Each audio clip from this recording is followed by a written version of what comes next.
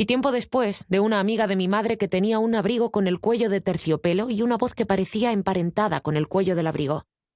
Sharon Saddles no era como para enamorarse de ella de esa manera. No tenía la voz aterciopelada ni el menor interés de entretenerme. Era alta y muy delgada para ser la madre de alguien. Ninguna curva. Tenía el pelo del color del tofe, castaño con las puntas doradas, e incluso en la época de la Segunda Guerra Mundial seguía llevando melena. Se pintaba los labios de un rojo brillante que parecía muy espeso, como la boca de las estrellas de cine que yo había visto en los carteles, y por casa solía llevar un kimono en el que creo que había unos pájaros de color claro, cigüeñas, cuyas patas me recordaban a sus piernas. Pasaba mucho tiempo tumbada en el sofá, fumando, y a veces, para divertirnos o divertirse, levantaba aquellas piernas en el aire, una después de la otra, y lanzaba al aire una zapatilla con plumas. Cuando no estaba furiosa con nosotros, tenía una voz ronca e indignada, no antipática, pero tampoco sensata, tierna o recriminatoria, plagada de los matices y los indicios de tristeza que yo esperaba de una madre. «Niños tontos», nos llamaba. «Salid de aquí y dejadme en paz, niños tontos». Ya estaba tumbada en el sofá con un cenicero encima del estómago mientras nosotros empujábamos a toda velocidad los cochecitos de juguete de Nancy por el suelo. ¿Cuánta paz quería? Nancy y ella comían cosas raras a cualquier hora, y cuando entraba en la cocina a tomar algo, nunca volvía con cacao o galletas integrales para nosotros. Por otra parte, nunca le prohibió a Nancy comer directamente de la lata una sopa de verduras espesa como una crema o coger puñados de cereales de arroz directamente de la caja. ¿Era Sharon Saddles amante de mi padre? ¿Le había ofrecido el trabajo y la casa rosa sin pagar alquiler?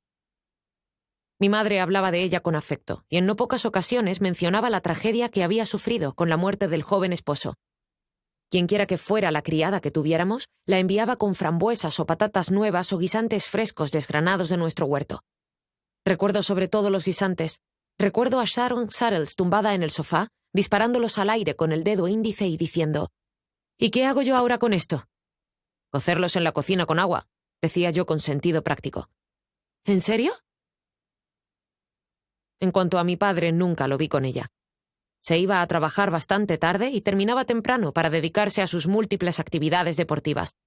Algunos fines de semana, Sharon cogía el tren de Toronto, pero siempre se llevaba a Nancy. Y cuando Nancy volvía no paraba de hablar de las aventuras que había vivido y de los espectáculos que había visto, como el desfile de Papá Noel. Desde luego había momentos en los que la madre de Nancy no estaba en casa, tumbada con el kimono en el sofá, y era de suponer que en esos momentos no estaba fumando ni relajándose, sino trabajando normalmente en la oficina de mi padre, aquel lugar legendario que yo no había visto nunca, en el que, por supuesto, no sería muy bien recibido.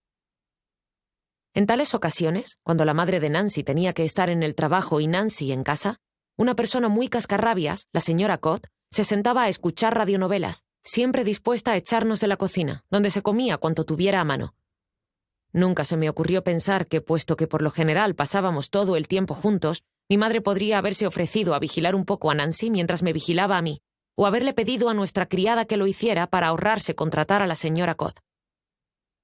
Ahora tengo la impresión de que jugábamos juntos todas las horas que pasábamos despiertos, desde que yo tenía unos 5 años hasta que tuve 8 y medio. Yo tenía medio año más que Nancy. Jugábamos sobre todo fuera. Debía de ser una época lluviosa, porque recuerdo que a la madre de Nancy le molestaba que estuviéramos en casa. No debíamos acercarnos al huerto, y teníamos que intentar no pisar las flores, pero no parábamos de entrar y salir de las parcelas de frambuesos, de meternos debajo de los manzanos y en la zona completamente cubierta de maleza detrás de la casa, donde construíamos nuestros refugios antiaéreos y nuestros escondites para protegernos de los alemanes. Lo cierto es que había una base de entrenamiento al norte de nuestra ciudad, y que constantemente pasaban aviones de verdad por encima de nuestras cabezas. Una vez hubo un accidente, pero para nuestra decepción el avión que había perdido el control cayó al lago. Y por tanta relación con la guerra pudimos transformar a Pete no solo en un enemigo local, sino en un nazi, y a su cortacésped en un tanque. A veces le lanzábamos fruta desde el manzano silvestre que protegía nuestro campamento. En una ocasión se quejó a mi madre y nos costó una excursión a la playa.